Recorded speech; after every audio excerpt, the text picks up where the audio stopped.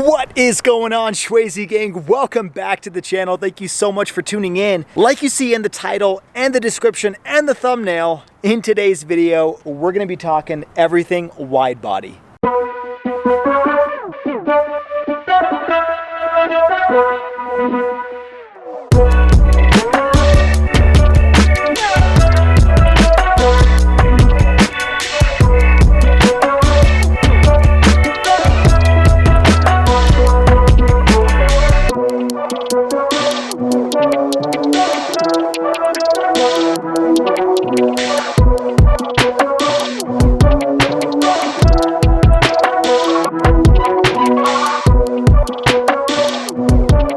Okay, so in today's video, I'm going to break down some of the pros and cons of getting a wide body. I'm also going to break down the potential cost of modifying your narrow body and converting it into a wide body. And then I'm going to finish it off with breaking down my thoughts on whether I think the wide body is worth $6,000. So now let's jump into the car and discuss everything in today's video. Okay, now that we're all settled inside of the car, let me start off with the pros of getting a wide body. There are some very obvious ones, but the first one in no particular order is, in my opinion, the looks. You cannot deny that the wide body Challenger and Charger has a totally different look than the narrow body and also any other car out there on the streets. The wide body just gives it a super unique look. Now, there are definitely a lot of people that dislike the look of the wide body, and I could totally understand their perspective. When the wide body first came out, I personally thought it was a little weird looking. I mean, they pretty much just stuck on like truck fender flares on a coupe muscle car and they call it a wide body. But over time, the looks actually got to me, and that's obvious because I am sitting in a wide body Challenger right now. For those of you that don't know, I have owned this Hellcat for about 6 months. Prior to this, I had a narrow body Scat Pack for about 2.5 years. So I've had a little bit of experience with both cars, and I can't say one looks that much better than another, but I personally prefer the look of the wide body, mainly because they're just not as common. They look a little bit more menacing in my opinion, and they're offered on fewer trims. So when you see a wide body, you automatically think it's more of a high-end car like a Scat Pack or a Hellcat. So if you are in the camp where you don't like the look of the wide body, I urge you to see one in person, which you probably already have since there's quite a bit out there. But if you haven't seen a wide body in person, that may change your mind on how you feel about the looks of the car. Because in person, it looks a lot meaner than it does in photos. Also, if you've never seen one in your rear view mirror when you're driving on the highway, the wide body looks pretty aggressive and really mean. If that's not enough for you, then maybe stick with the narrow body. Otherwise, I think it's a really good option, and I think it looks great. Now, the other advantage to the wide body is, well, it's not just an appearance package, as a lot of people think. There are actually a lot of additional features. And to remember them all, I'm actually going to read them off my list here. You've got adaptive shocks, larger stabilizer bars, stiffer springs, and if you guys have the Scat Pack, when you get the wide body package, you upgrade to the bigger Brembos, which are the 6 piston in the front and 4 in the back versus the 4 piston in the front on the base Scat Pack. In addition, you also get the electric power steering, which improves handling and feedback in all of the different modes in the Uconnect system. And it also helps move these wider fat tires a lot easier than the steering that comes on the base Hellcats and Scat Packs. Now, I haven't seen any specific statistics from Dodge on how much stiffer the suspension is or how much bigger the sway bars are, but I was able to find an individual on challengertalk.com that mentioned that the spring rates are 38% higher, the sway bars are 20% larger front and rear, and the adaptive suspension tune is specific to the wide bodies. Again, not sure how real those statistics are because I've never seen Dodge release those figures, but it gives you an idea that it is a different type of suspension than the base Scat Packs and Hellcats. Now, what does any of that really mean? Why would I want a stiffer suspension or thicker sway bars or anything like that? Well, it really comes down to putting more power down on the ground. One of the biggest problems with the Scat Packs and the Hellcats is that there's just not enough tire in the world to put that power to the ground. So you're pretty much having an overpowered engine in a chassis that just can't deliver it. And so the wide body package is intended to make that a little bit better. So what that actually means is you can fit wider wheels on all four corners of the car. The stock wide bodies come with 11-inch wheels with 305 millimeter tires. Just for reference, the base Hellcat in the narrow body form comes with a 9.5-inch wheel and 275 millimeter tires in the back. Now, we all know why wider tires are better. It simply allows you to put more power to the ground, and it improves handling since you have the same type of tire size on all four wheels. If you guys remember, my Scat Pack was actually able to fit 315 millimeter tires in the back on the base 9.5-inch wheel. Now, that is not recommended for anybody to do, but I never had a problem in the 2.5 years that I owned it. But even with those tires on the back, I was not able to put 315 millimeter tires in the front. Now, as evidenced by my Scat Pack, you can put wider tires on the back of the car, but it's just not going to handle the same as having a wider wheel with a wider tire. The other advantage of having all four wheels and tires being the same is you can actually rotate the tires. One of the problems I had with my Scat Pack, and a lot of people have this with performance tires, is most of the time they are directional, which means you can only swap them front to back, and you cannot swap them left to right, because then the tire direction is going the wrong way. The problem is when you have staggered wheels and you have bigger tires in the back than the front, you cannot rotate them front to back. So you're probably going to wear through your tires a little bit more since you can only keep them on the same side in the same position the entire time you own them. An advantage of having the wide body is since they are both 305s front and back, you can at least rotate them front to back, which helps prevent the tire from wearing as quickly as it would if it was in the same location. Okay, so what does the better suspension, the bigger tires, the bigger wheels, what does that all lead to in terms of performance and time? That's a very good question, because why would you invest all this money if you're getting the same 0 to 60 and the same quarter mile? Well, according to Dodge, the wide body Hellcat and the narrow body Hellcat have a difference of about 1/10 of a second 0 to 60. So the 0 to 60 of the wide body is 3.4 seconds, whereas the 0 to 60 of the narrow body is 3.5 seconds. Now, that is not a huge difference, but from my experience, I can tell you that the difference is probably going to be more than 1/10 of a second. You're just able to get a lot better traction with the wide body because of the way the suspension is set up. It's not just the tires. Now, when it comes to a quarter mile time, that's where you'll see a larger difference between the narrow and the wide body. The wide body can actually do it in about 3/10 of a second quicker. So a wide body Hellcat can do a quarter mile in about 10.9 seconds versus the narrow body, which does it in about 11.2. Now, if you guys are familiar with drag racing, that's actually a pretty big difference between the two cars. So now, aside from the stats, let's talk about my personal opinion driving the two different cars. Granted, I had different engines in both the narrow body and this wide body, but I can definitely speak towards the handling between the two cars. In my opinion, it is instantly noticeable how much better the wide body handles versus my narrow body Scat Pack. I have taken the same two cars on the same exact turns, and this Hellcat handles the corner a lot easier and a lot smoother than my narrow body Scat Pack did. Even when you consider that the narrow body Scat Pack had slightly wider tires in the back, this car handles a lot better. And that could be with the fact that the front tires are wider, but I also think it has to do with the suspension tuning of the wide body versus the narrow body. Now, I'm not saying this car will handle like a ZL1 Camaro or a Shelby GT500, but it definitely feels considerably more solid on corners and turns than the narrow body Challengers. I am not an engineer to tell you exactly which reasons it handles better, but I am here to tell you it definitely handles better. If you are considering a narrow body versus a wide body and you've never driven the wide body, I definitely recommend you do so because I think you'll notice the difference right off the bat. And to finish it off, the last pro I want to mention, which I touched upon earlier in this video, is there are fewer wide bodies on the roads. Even though that's continuing to increase as it's been more and more time since the wide body was initially released, there's still way more narrow bodies than there are wide bodies. Especially true of the Chargers, since those ones just got the wide body treatment like a year or two ago. So aside from the looks, aside from the mechanics of how it works, there's also a little bit more in uniqueness and rarity when it comes to the wide bodies. So that is definitely something to consider when shopping for these cars. So when it comes to car shows or wow factor, the wide body is probably going to get a little bit more attention because it's just not as common to see those cars. I've even had people come up to my Hellcat and say, wow, I've never seen a Demon in person, let alone the fact that the hood is entirely different and my car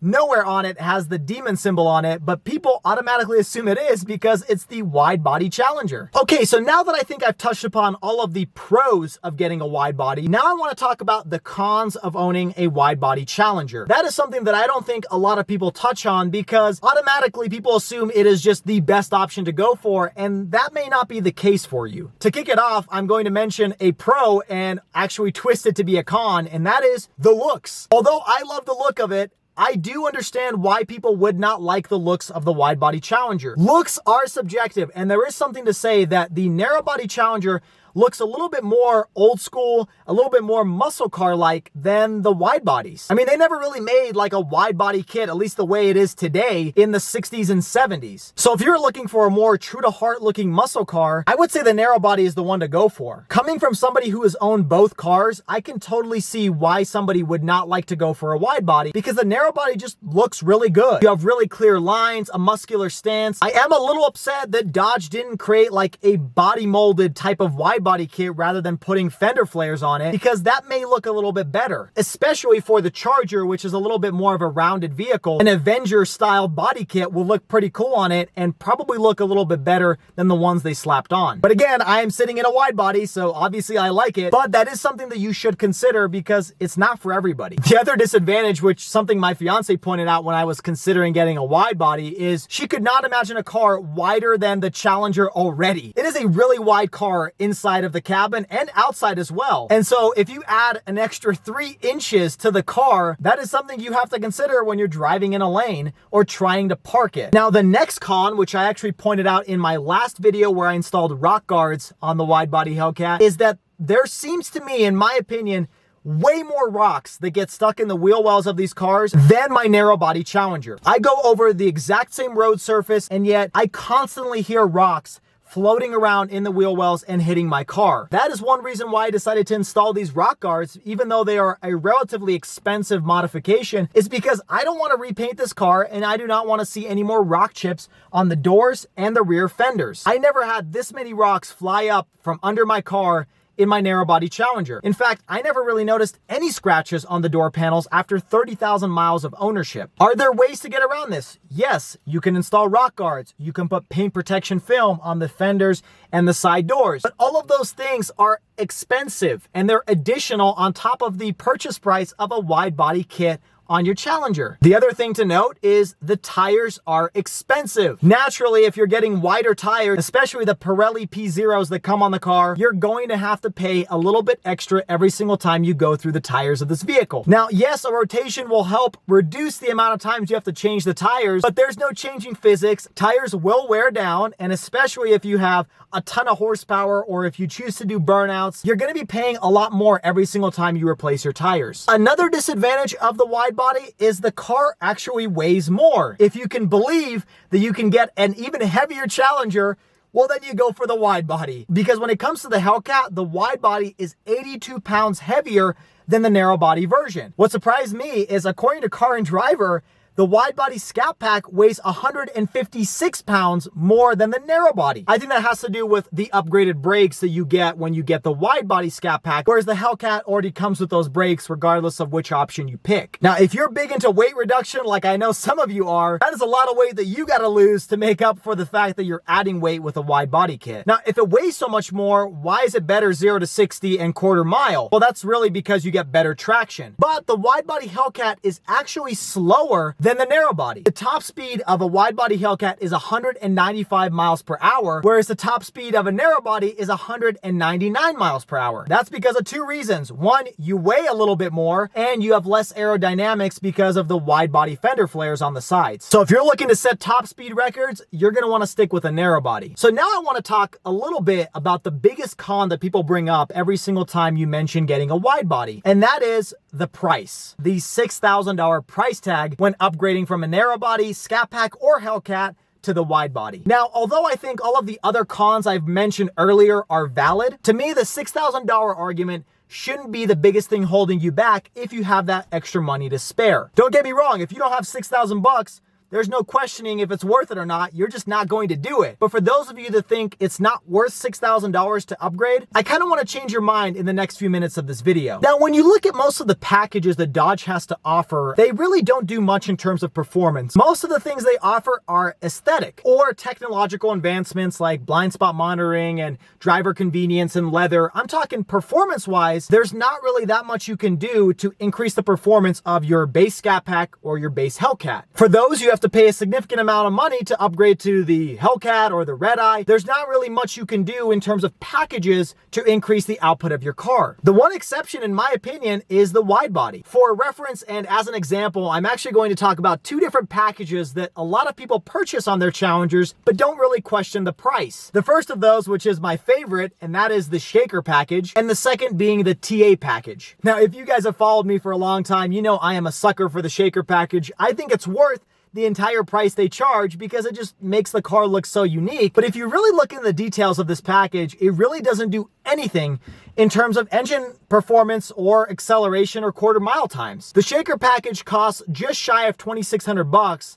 And the biggest thing that it changes is it adds this big shaker in the hood of the car, and it cuts out a hole so that when you open the hood, there's just this giant shaker that shakes when you move down the road. Now, you would think that this would add performance because there's greater airflow into the engine, but it really does not make a dent in performance. There's other stuff they change with the Shaker package, like certain gauges and different badging inside the car. But you know, the biggest thing and the biggest reason why you would upgrade to the Shaker is because of that big thing in the middle of the hood. Nobody questions why it's $2,600 for just this piece of plastic that sits on the engine because it looks cool. To me, the TA package is even a little bit more absurd because that package is almost $4,000. And again, it does absolutely nothing in terms of performance. To read it off, it gives you a 275 40 R20 all-season performance tires, which you could get separately for less than $4,000. It gives you a fender decal, a black fuel door, gloss black grille, and the list goes on, most of which is just adding black vinyl to the side and top of the car. The biggest thing that you would think would make a difference is the illuminated air catcher headlamps, which have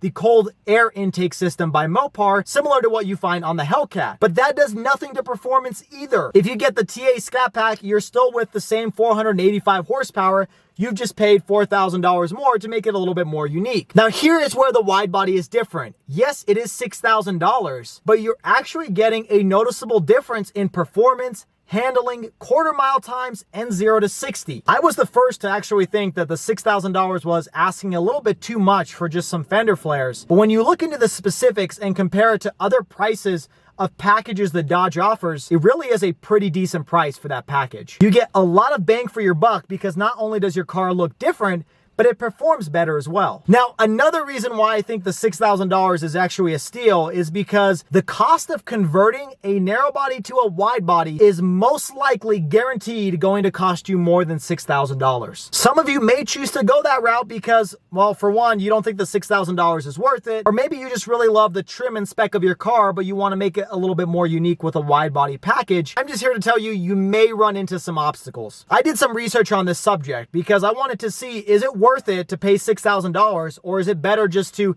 take what you already have, maybe put $5,000 into it and get essentially the exact same result? And what I found is to convert a narrow body into a wide body, you're most likely going to have to pay at least $10,000. With my rough calculation of the math, it actually ended up costing a little bit over $11,000 just for the aesthetics alone. There are some people on the Challenger and Hellcat forums that have done this, and I looked through all of their results and all of their estimates, and I put together the list of items that you would need to convert the narrow body to the wide body without any of the suspension upgrades or brake upgrades or anything like that. Now, with my rough calculations, and keep in mind, if you guys plan to do this, I would definitely recommend doing your own research because I have never converted a narrow body to a wide body, and I would recommend you go to your local body shop and they may be able to steer you a better direction on what parts to purchase. But through my research, I came up with a rough calculation for just the parts alone. To convert a narrow to a wide body is going to cost you $2,500. Now, that is a pretty good price considering it's $6,000 for the wide body, but wait, there is more. If you are converting to the wide body, you also need to get the 11-inch wide wheels. And if you're looking for the OEM wheels that come on the wide body, that's about $4,000 just for the wheels alone. On top of that, you got to get the Pirelli P0 tires, which are $1,100. So if you guys are keeping count at home, that is $7,600 already just for the parts, the wheels, and the tires. On top of that, you're going to have to get a body shop or a fabricator to do this work for you unless you have experience doing that already. From the individual that I saw that converted his narrow body to a wide body, he said it took about 40 labor hours to get the whole thing done. Now, considering auto mechanics take, anywhere from 75 to 150 bucks an hour, let's just say on average $100 an hour for work, and you're looking at 40 hours of work, that is $4,000. So all in, with my calculations, I'm over $11,000 just to get the same appearance that you would with the OEM widebody kit. Keep in mind, all the parts I'm referencing are OEM parts, and obviously you can get aftermarket parts for this car. You can also get aftermarket wheels, or you could sell your existing wheels on the narrow body and make up some of that cost. I'm not gonna dive into your specific situation, but when you look at the total price out the door before you sell some items, or if you find aftermarket items, you're looking at over $10,000 to convert your narrow body to a wide body. And at the same time, you're not getting any of the larger sway bars. You're not getting the stiffer suspension, the electronic power steering, the adaptive dampers. You're getting none of that. Just for appearance alone, you're investing $10,000. There are aftermarket alternatives that cost a lot less, but OEM is OEM. It's always going to fit better. And if you're wanting to be an exact replica of the OEM widebody, you're going to be paying more than $6,000. Now, another thing to keep in mind if you do this project is your fabricator or your body shop is going to have to cut the fenders. It's gonna have to roll them. It's gonna have to make sure everything is painted correctly so it doesn't rust. The parts that you order are also going to have to be painted, and you're gonna have to make sure that the paint matches close enough to the rest of the car because there may be some sun damage and wear and tear over time. So you're gonna have to find a really good body shop. I mean, those are a lot of things that you're going to have to constantly stress about while the project is going on, while also having to fork out more money than just going to a dealership and getting the wide body kit off the showroom floor. Something else to consider is a lot of these parts may be on back order. They may be discontinued. They may be very difficult to find. You may have to find some used parts. The other thing you have to consider if you've upgraded to a wide body kit and put in about $10,000 into the car is you have to somehow figure out a way for insurance to know that your car has been modified with $10,000 worth of additional accessories. Because if you total the car or get into a car accident and you have to restore those wide body kits, your insurance is not going to do that unless it knows that you've invested that money into the car, which means your premiums are probably going to go up. So in my opinion, if you're investing $10,000, you're constantly worried and stressed about the paint matching, the items fitting, the fenders being rolled correctly, finding the actual parts and shipping them here, especially in a pandemic, and having to spend so much time on this entire process only to get a product that still doesn't perform the same way as the factory wide body package. To me, it's a no-brainer just to go to your local dealership and custom order a wide body exactly how you want it. You're gonna save time, you're going to save money, you're gonna have less stress, and you're ultimately gonna get the exact car that you wanted to begin with. And that, folks, finishes off today's video. I truly hope you guys enjoyed all of the information that I packed in today. I talked about a lot of the pros of owning a wide body, most of which are pretty well known. I also mentioned a lot of the cons that you should consider, some of which may persuade you to stick with a narrow body. And then I also talk about the $6,000 price tag and why it's worth it. And I broke down the cost of potentially converting your narrow body into a wide body Challenger. If you guys couldn't already tell, I obviously think the $6,000 wide body package is completely worth it based on the information that I've talked to you about in today's video. If you guys have any other questions about the wide body versus narrow body package, be sure to leave them in the comments below and I'll do my best to address them. Otherwise, if you've been on the fence of a narrow body or a wide body because you like the looks, but you just don't want to spend the price, I'm here to let you know, I think it's worth it. And I urge you to test drive one before you make your final decision. Like always, boys and girls, make sure you find me on Instagram and TikTok at Schwazy_. Don't forget to hit that like button if you enjoyed today's video, and make sure you subscribe if you haven't already to stay up to date on all of the weekly videos. As always, my friends, stay Schwazy, stay healthy, and have a wonderful day.